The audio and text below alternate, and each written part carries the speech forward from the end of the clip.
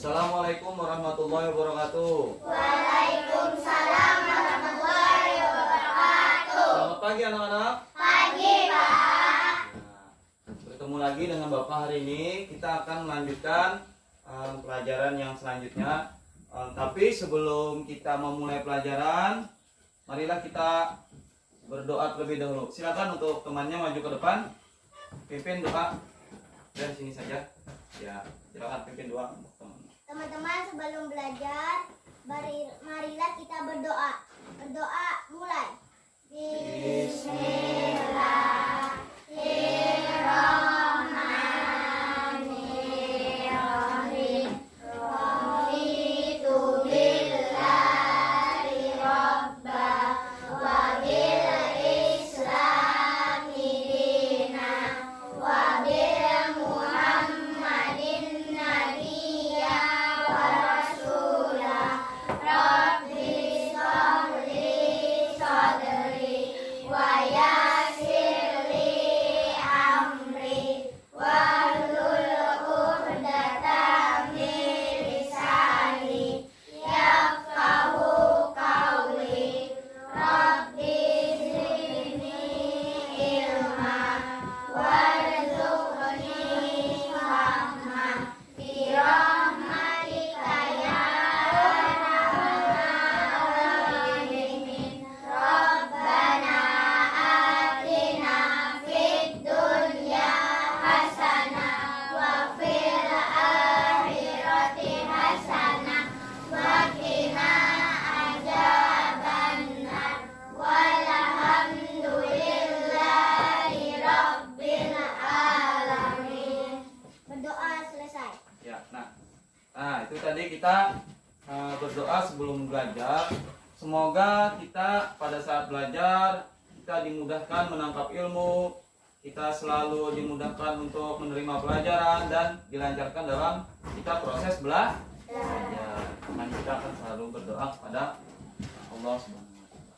Baiklah, sebelum kita memasuki pelajaran, kita menyanyikan lagu Indonesia Raya terlebih dahulu. Semuanya berdiri.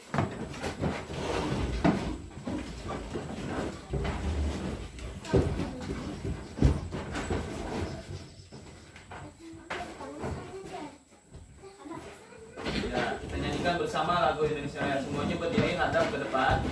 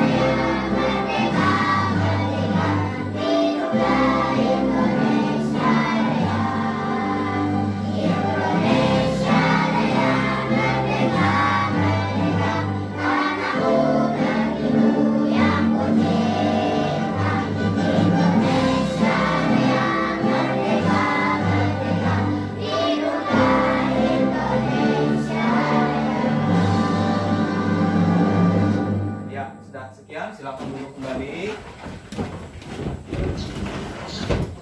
Nah, itu tadi.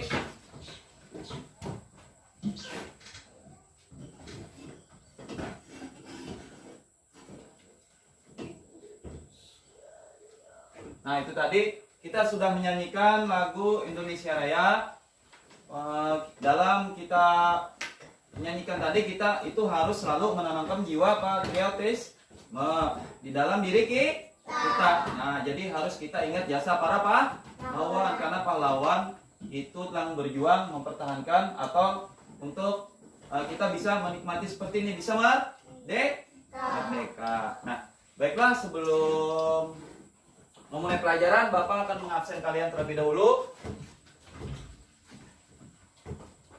Ayu Auliani, Ada. Amelia Yunita, Ada. Alda, Ada. Irma, Ada. Indah, Ada. M Ferdi, Ada. M Aisyah, Ada. M Noval Abdillah, Ada. Waluwani, Ada. Ahmad Mubarak, Ada. Hairul Mustafa, Ada. Sahroni. Ada. Ya, bagus. Nah, Bapak rasa Bapak sudah hadir semua di sini. Baiklah. Nah, jadi sebelum kita memasuki pelajaran, nah baiklah, sebelum Bapak memulai pelajaran, Bapak ingin bertanya kepada kalian lebih dahulu. Kemarin kita sudah juga mempelajari tentang para pahlawan, banyak pahlawan yang ada di tempat kita. Contohnya, tentu kalian paling mudah itu melihat pahlawan adalah di gambar uang. Lihat gambar uang. Tahu gambar uang? Nah, di gambar uang itu ada pahlawan-pahlawan. Coba sekarang keluarkan uangnya. Yo, pahlawan siapa yang ada di uang? Uang 1.000 siapa di uang 1.000? Ada 2.000 siapa nama pahlawannya? Coba dibaca. Ada tuh namanya. Siapa namanya? Ayo, siapa yang duluan? Yuk, namanya siapa pahlawannya? Ada tidak di gambar orangnya itu? Nih, Muhammad Husni Tamrin. Ada kan namanya tuh? Itu Muhammad Husni Tamrin.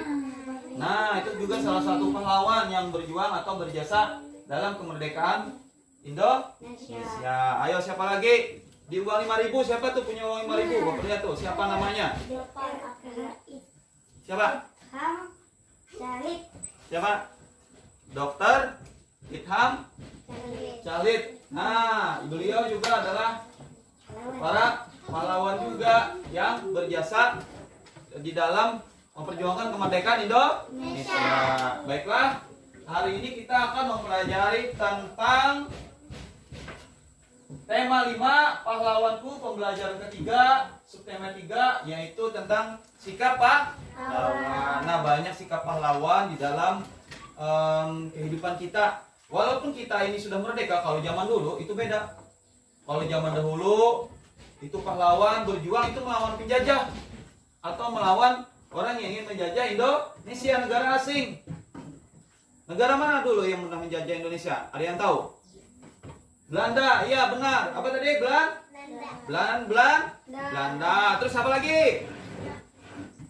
Cina pernah lah Cina. Cina tidak pernah. Negara mana? Temannya Cina. Jepang.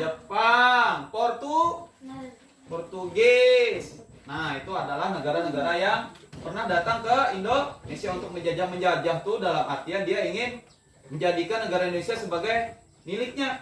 Tapi para penduduk Indonesia ini menolak, tidak mau dijajah. Mereka ingin merdeka. Baiklah, kita akan belajar yaitu tema tentang pahlawan. Apa saja itu pahlawan? Sebelum masuk ke pembelajaran, Bapak akan menyampaikan tujuan pembelajaran kita kali ini. Yang pertama yaitu setelah membuat periskop dan melakukan percobaan, siswa mampu menyimpulkan sifat-sifat cahaya dan hubungannya dengan penglihatan dengan benar.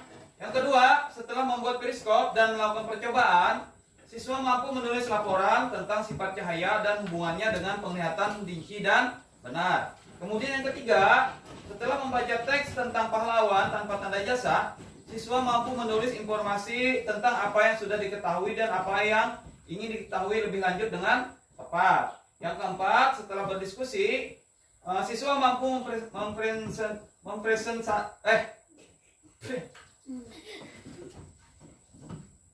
Yang keempat, setelah berdiskusi, siswa mampu mempresentasikan informasi yang ditulis melalui bahasa lisan dan tulisan. Nah, itulah tadi tujuan pembelajaran kita kali ini. Sebelum kita memasuki pembelajaran kita akan memasuki pelajaran selanjutnya. Nah, dalam pembelajaran kita kali ini, setelah mengetahui perjuangan para pahlawan, sikap apa yang dapat kamu tiru dari mereka? Apakah sikap kepahlawanan itu hanya ditunjukkan pada masa perjuangan melawan penjajah saja? Adakah tokoh-tokoh pada masa sekarang yang tindakan mencerminkan sikap kepahlawanan? Nah, mari kita cari tahu bersama. Nah, sekarang masih ingatkah kamu dengan perjuangan para tokoh pada masa kerajaan Hindu, Buddha, Islam, dan masa penjajahan? Bagaimana sikap kepahlawanan yang mereka miliki? Bagaimana pengaruh sikap kepahlawanan mereka terhadap masyarakat di sekitarmu? Kemudian, ayo kita buat urutan atau lini masa perjuangan dan sikap kepahlawanan mereka. Nah, jadi sikap pahlawan itu baik harus kita tiru karena mereka itu berjuang untuk mempertahankan kemerdekaan Indonesia. Mereka tidak peduli dengan harta, mereka tidak peduli bahkan dengan nyawa mereka rela berkorban untuk kemerdekaan Republik Indonesia dari tangan penjajah. Nah, karena penjajah itu kejam. Bayangkan pada saat dahulu itu penjajah, kalau kita bekerja itu tidak diupah, sehari bekerja tidak diupah. Mau nggak ada kalian? Tidak mau kan? Udah tiap hari bekerja, tidak digaji, tidak diberi makan. Makanya pada saat masa penjajahan itu rakyat Indonesia itu sangat menderita. Kalau siapa yang mau menderita kan tidak ada orang yang mau menderita. Karena terus disiksa seperti itu, maka muncullah rasa nasionalisme mereka itu, para pejuang tadi. Mereka memberontak. Nah, memberontak untuk bisa merdeka melawan para penjajah yang kejam tadi, yang jahat tadi, supaya hak-hak mereka itu bisa dipenuhi, makan, kemudian untuk dapat hasil dari sana. Karena kalau kita bekerja tidak ada hasil, kita hanya membuang-buang tenaga dan waktu. Kemudian bahkan dalam bekerja paksa itu, namanya dulu kerja paksa, itu banyak rakyat Indonesia yang bahkan meninggal. Nah, di sini kita akan membahas tentang perjuangan atau sikap kepahlawanan pada masa kerajaan dan masa penjajahan. Dari masa Hindu, Buddha, Islam sampai dengan masa penjajahan.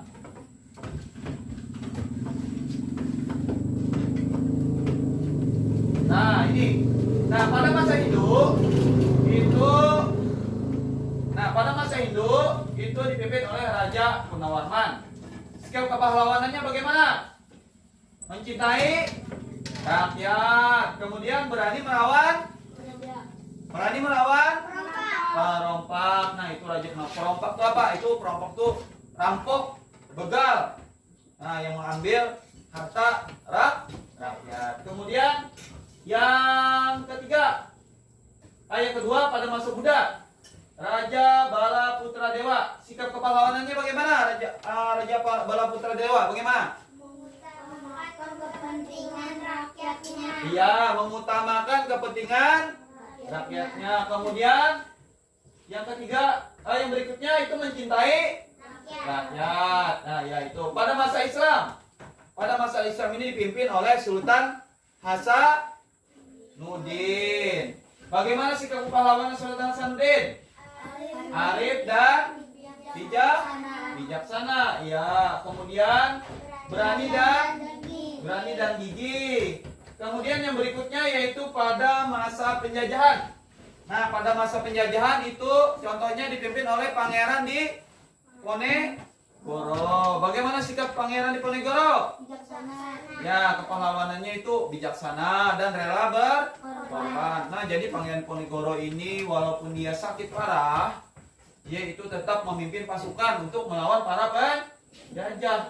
Walaupun di penjara, dia tidak mau berkata atau membongkar di mana saja tempat teman-temannya yang lain. Nah, dia rela berkorban waktu, kesehatannya, bahkan nyawa itu tadi. Nah, kemudian yang selanjutnya, nah, apa yang bisa kita temukan tentang sikap kepahlawanan dari masa ke masa? Nah, yang bisa kita temukan adalah mencontoh sikapnya yang baik. Apa tadi contoh sikap yang baiknya saja? Apa saja? Berani dan gigih. Iya, berani dan gigih. Apa lagi? Ayo, apa lagi? Rakyat, rela berkorban. Rela berkorban. Apa lagi? Mencintai rakyat. Apa lagi? Ya. Melawan perampok. Apa lagi? Wali apa? Melawan perampok, sebelum perampok apa? Iya, rela berkorban. Nah, itu adalah sikap-sikap yang harus kita tiru. Tadi rela berkorban, kemudian mencintai rakyat, berani melawan perampok, mengutamakan kepentingan rakyat. Nah, itu adalah contoh-contoh sikap yang harus kita tiru. Yang baik itu sikap yang baik dari para pahlawan itu tadi. Nah, kemudian yang selanjutnya, nah, di sini ada sebuah cerita tentang penjaga pintu kereta api. Nah, penjaga pintu kereta api. Tapi sebelum di sini, sebelum kita memasuki yang selanjutnya, ada yang ingin ditanyakan? Ya, silakan. Yang ingin ditanyakan, berdiri. Apa itu pahlawan tanpa tanda jasa, Pak? Ya. Nah, tadi teman kalian ada yang bertanya, apa itu pahlawan tanpa tanda jasa? Nah, pahlawan tanpa tanda jasa itu adalah pahlawan yang tidak, atau orang yang tidak mengharapkan imbalan. Artinya dia itu menolong orang tapi tidak mengharapkan imbalan. Imbalan itu artinya berupa uang atau berupa pujian, tidak mengharapkan, tapi dia rela dan ikhlas menolong orang. Ibaratnya tuh kalau ya diberi gaji, alhamdulillah, syukur. Kalau kada ya kada apa-apa. Dipuji orang apalagi, tidak perlu ucapan terima kasih orang, tidak perlu, tapi yang penting dia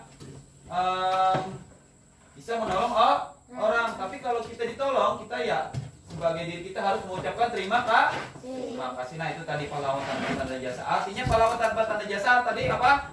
Orang yang tidak mengharapkan imbalan dan pamrih, atau tadi mengharapkan sesuatu dari orang lain. Ya, selain teman yang satu, siapa lagi yang ingin bertanya tadi? Ya, silakan, coba.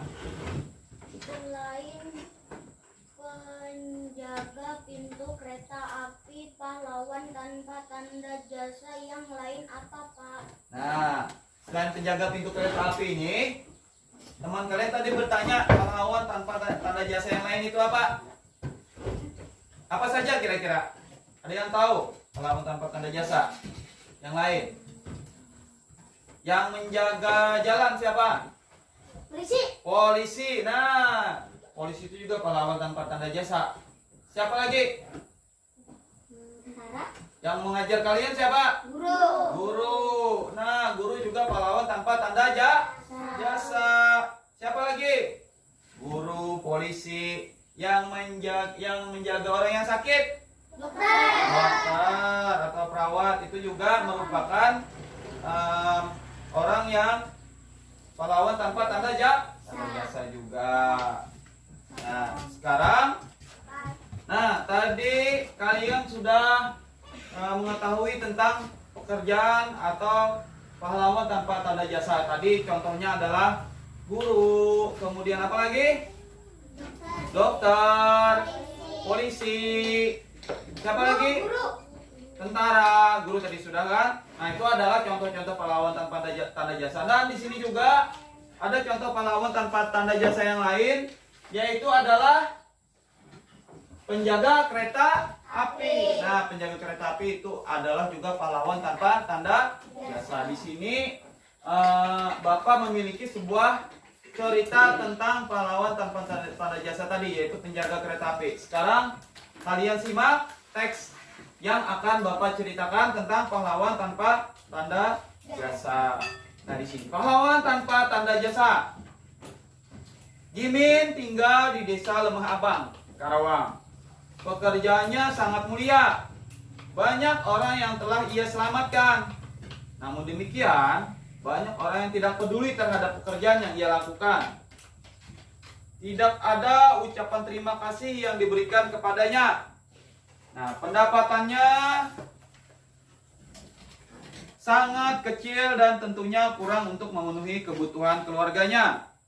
Jam istirahatnya tidak menentu. Bahkan suatu saat ia tidak bisa menikmati makan siangnya karena tiba-tiba ada pekerjaan yang harus ia lakukan. Hari raya pun terkadang ia harus masuk bekerja. Namun Jimin berusaha untuk bekerja sepenuh hati. Jimin sangat mencintai pekerjaannya. Ia sudah melakukan pekerjaannya hampir 30 tahun lamanya. Apa sebenarnya pekerjaan Jimin? Mengapa ia sangat senang dengan pekerjaannya? Nah, Jimin adalah seorang penjaga pintu perlintasan kereta api. Ia sangat bangga dengan pekerjaan yang ia lakukan karena ia bisa menyelamatkan banyak orang. Mulai dari pejalan kaki, pengguna sepeda motor, penumpang mobil, atau pengguna kendaraan lainnya. Panas terik atau guyuran air hujan tidak pernah ia pedulikan. Begitu juga dengan suara bising kendaraan. Ia tidak pernah terganggu dengan semua itu.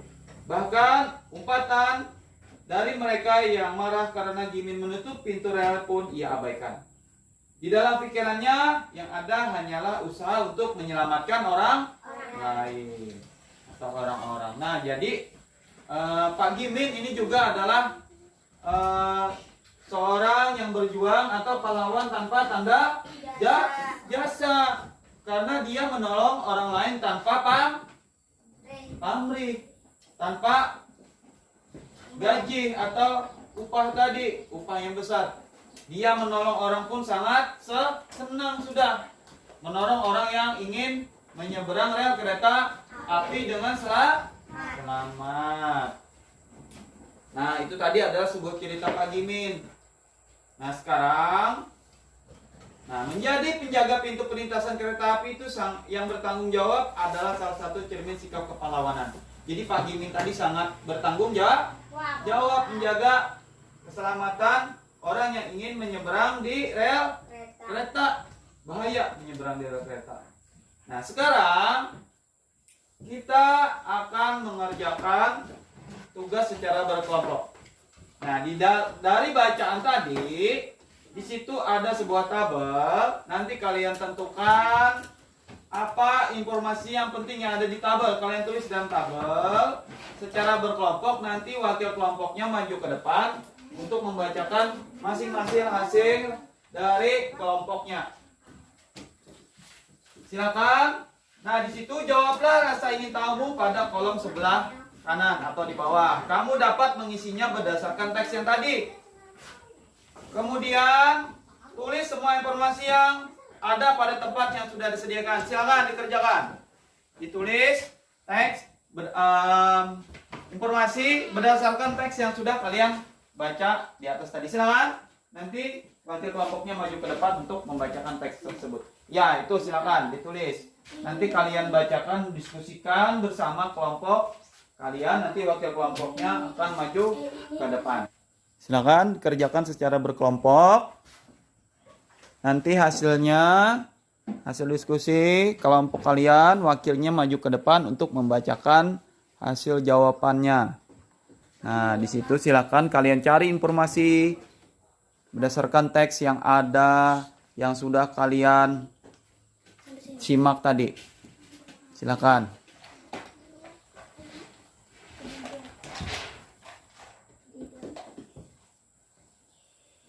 Nah, berdasarkan cerita tentang Pak Jimin tadi.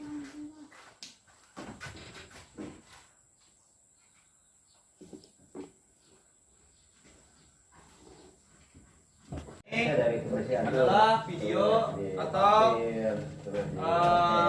tayangan tentang penjaga rel kereta api. Nah, jadi tugasnya penjaga rel kereta api itu sudah kelihatannya aja mudah, padahal itu sangat sangat susah. Jaga orang, jaga keselamatan orang. Jadi kalau ada kereta lewat, itu ada tandanya, nanti ditutup palangnya. Nah, sekarang kalian lihat nih, sekarang lihat videonya nih.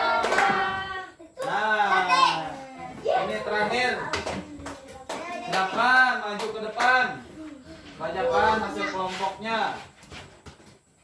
Yang nomor tadi sudah nomor 2. Silakan.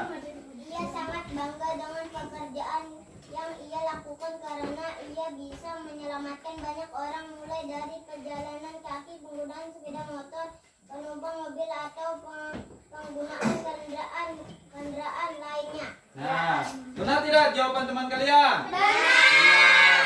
Jadi Pak Gimin itu sangat senang menolong pengguna jalan lain, pengguna kendaraan bermotor, terus tuh apa lagi di situ pejalan kaki dan yang lain-lain yang ingin menyeberang dari perlintasan kereta api. Ya benar, beri tepuk tangan untuk teman kalian. Iya, bagus sekali, silakan duduk. Nah, itu tadi adalah hasil dari jawaban teman kalian. Bagus sekali. Nah, itu tadi adalah sebuah cerita tentang Pak Gimin. Pak Gimin yang seorang pahlawan tanpa tanda jasa yang bekerja sebagai penjaga rel perlintasan kereta api. Tadi selain Pak Gimin, juga ada pekerjaan-pekerjaan lain yang merupakan juga pahlawan tanpa tanda jasa. Nah, kemudian selain penjaga rel kereta api, kira-kira apa lagi pahlawan tanpa tanda jasa yang lain? Nah, di sini sikap pahlawan pun dimiliki oleh mereka yang bekerja di kapal selam. Tahu kalian kapal selam? Pernah melihat kapal selam? Nah, kapal selam itu adalah kapal yang menyelam di dalam air. Itu kapal perang biasanya untuk melawan kapal-kapal musuh di dalam air atau di laut. Jadi kalau kapal selam itu tidak kelihatan kalau di dalam laut. Nah, yang bekerja di kapal selam juga itu pahlawan. Yang bekerja di dalam mobil tank itu juga pahlawan. Mereka adalah penjaga keamanan negara Indonesia. Mereka adalah tentara.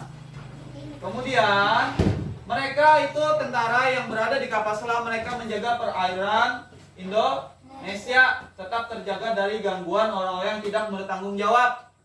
Contohnya orang tidak bertanggung jawab tadi, penjajah yang ingin menjajah.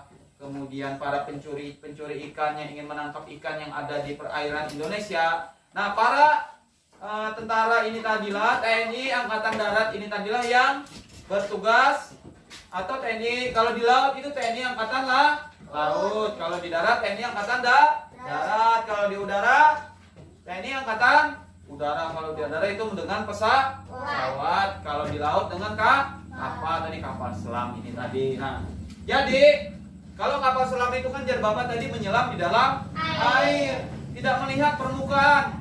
Bagaimana kapal selam itu supaya melihat permukaan? Nah, dengan menggunakan alat yang namanya periskop. Periskop itu adalah jendela berfungsi sebagai mata pengintip. Nah, jadi dari bawah dasar laut yang menggunakan periskop, pakai teropong, jadi kelihatan permukaan. Jadi kapalnya di dalam air, teropongnya itu keluar dari air untuk melihat permukaan. Apakah ada musuh?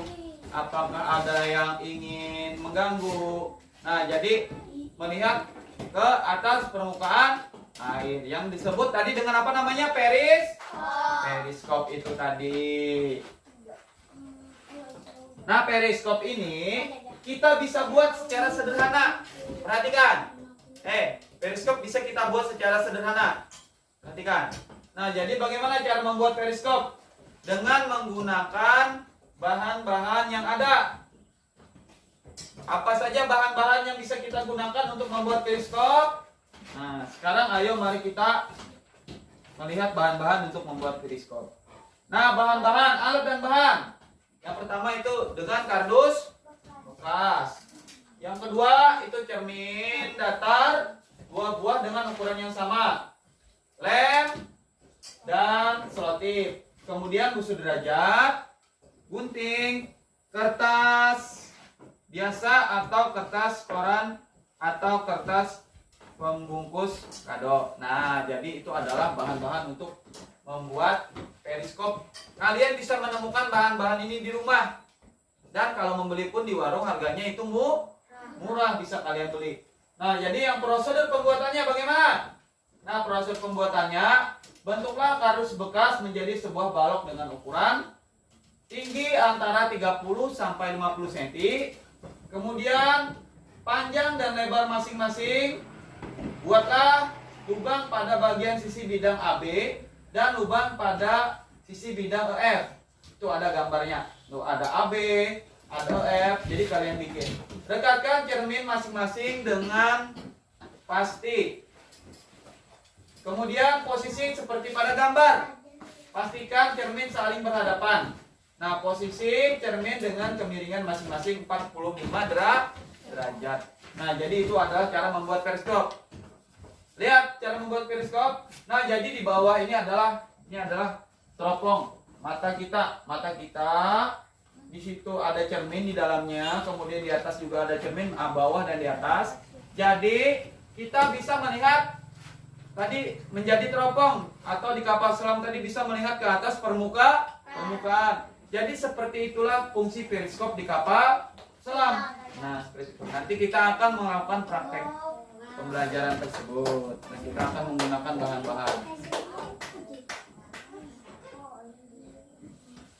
Nah, setelah melakukan percobaan periskop, di situ ada beberapa pertanyaan.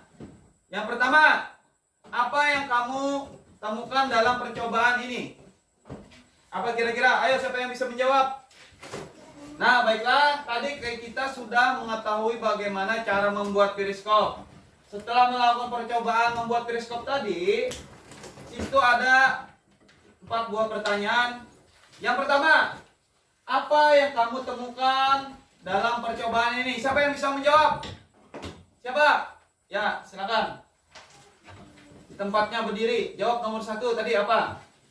Apa yang kamu temukan pada percobaan nomor 1? Menemukan cara bagaimana bekerja.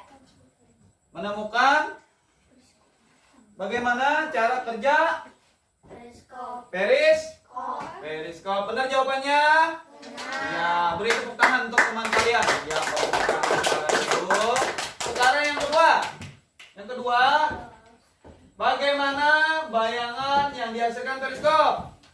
Ya.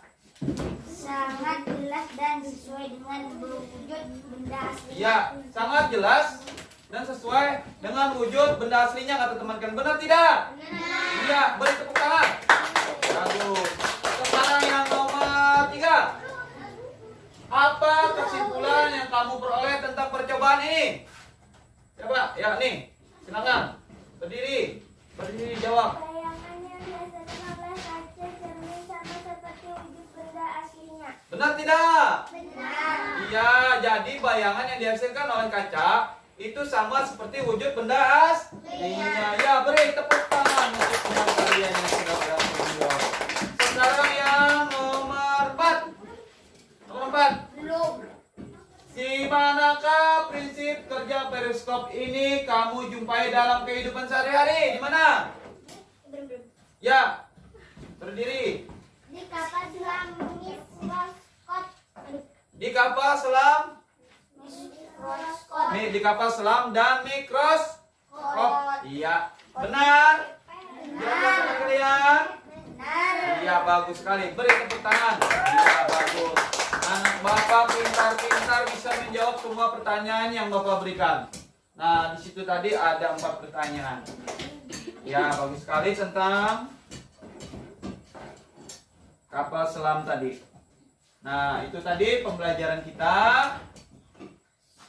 Pembelajaran kita tentang sikap kepahlawanan. Sikap kepahlawanan yang dapat kita miliki.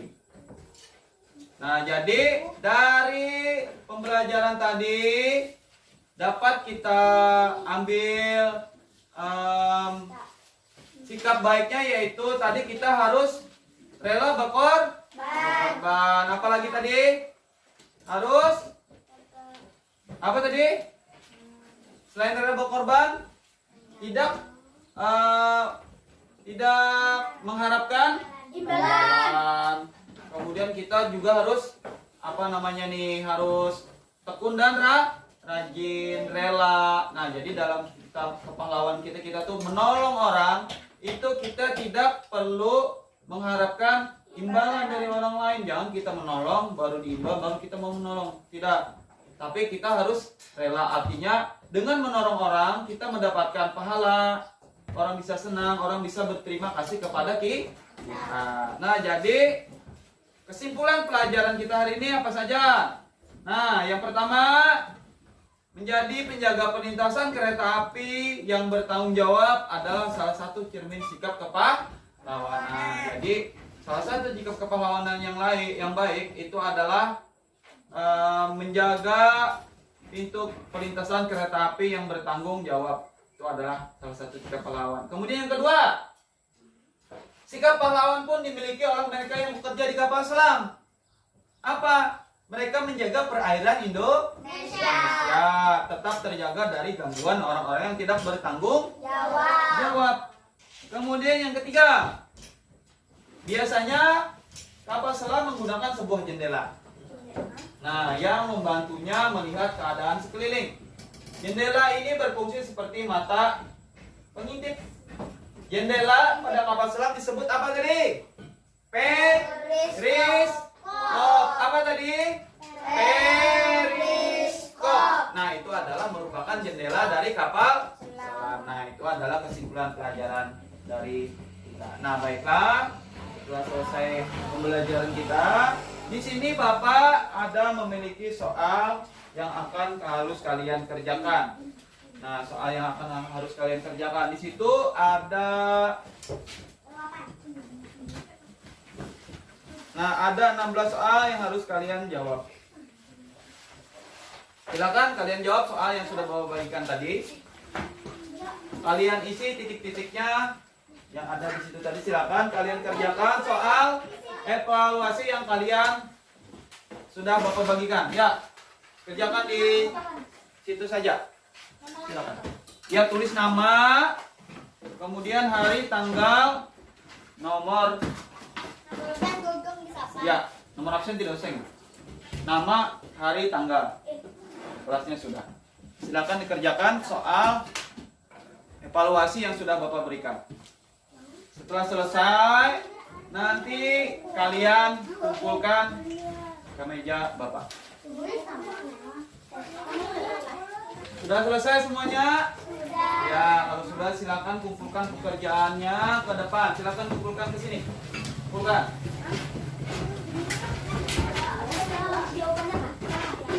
Ya, kumpulkan. Kalau saya ini ya satu. Ya.